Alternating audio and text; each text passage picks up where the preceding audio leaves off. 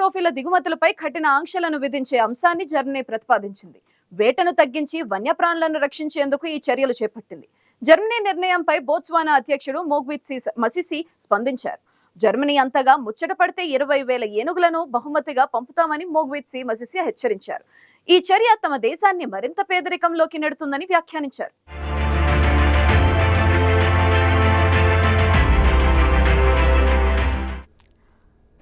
జంతువులను వేటాడుతున్న దేశాల నుంచి జంతువుల చర్మాలు, దంతాలు, తలలాంటి వాటిని దిగుమతి చేసుకోవడంపై కఠిన ఆంక్షలు విధించాలని జర్మనీ పర్యావరణ శాఖ సూచించింది. దీనిపై ఏడాది ఆరంభంలో జర్మనీ ప్రతిపాదించింది.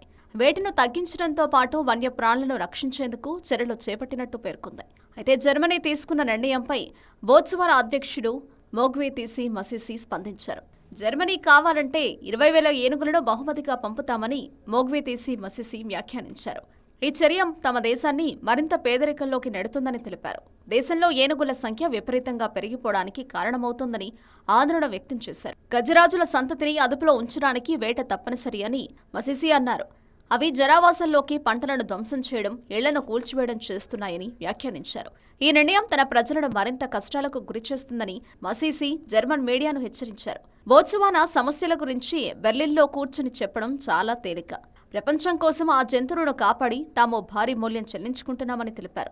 జర్మన్లో మాకు నీతులు చెప్పడం కాదు, మీరు మాలాగే జంతువులతో కలిసి జీవించడాన్ని అలవాటు చేసుకోవాలి. నేనేమీ జోక్ చేయడం లేదు అంటూ మసిసి వ్యాఖ్యానించారు.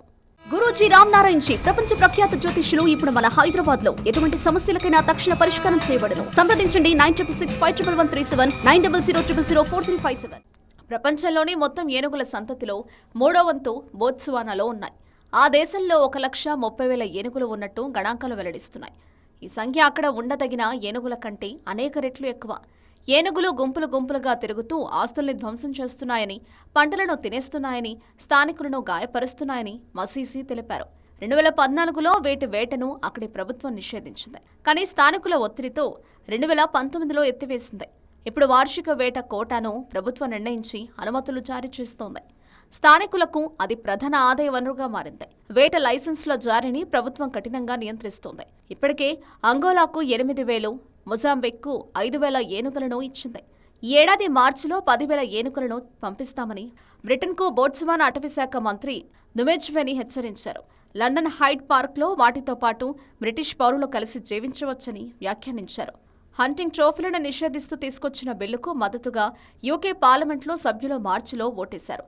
అయితే చట్టంగా మారడానికి ముందు తదుపరి పరిశీలనకు వెళ్లాల్సి ఉంటుంది. కన్సర్వేటివ్ పార్టీ 2019 ఎన్నికల మేనిఫెస్టోలో హంటింగ్ ట్రోఫీలను నిషేధిస్తామని హామీ ఇచ్చింది. తాజాగా జర్మనీకి కూడా అలాంటి బహుమతి ఇస్తామని ఆ దేశాధ్యక్షుడు మోగ్విత్సి మసిసి పేర్కొన్నారు.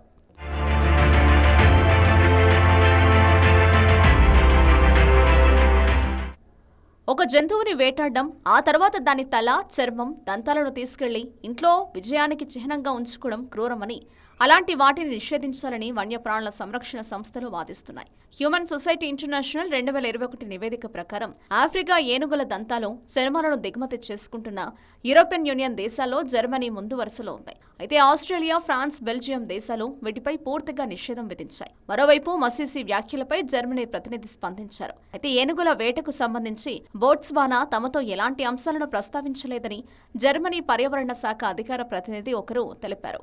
హంటింగ్ ట్రోఫీలను చట్టబద్ధంగా దిగుమతి చేసుకునే విషయంలో తమకు ప్రత్యేక బాధ్యతలు ఉన్నాయని, వాటిని తాము నిర్వర్తించాల్సి ఉంటుందని చెప్పారు.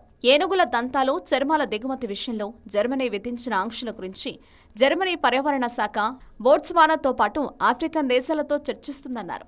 బోట్స్వానా, ఇతర దక్షిణాఫ్రికా దేశాలు సంపన్న పాశ్చాత్యుల నుంచి మంచి లాభాలను ఆర్జిస్తున్నాయని, వేట అనుమతి కోసం $1,000 చెల్లించి వాటి తల లేదా చర్మాలను దిగుమతి చేసుకుంటున్నారు. ఈస్ట్ ఆఫ్రికన్ దేశాలతో పాటు జంతు సంరక్షకులు దీన్ని వ్యతిరేకిస్తున్నారు. అలా చేస్తే జంతువుల వేటను ప్రోత్సహించినట్లు అవుతుందని అంటున్నారు.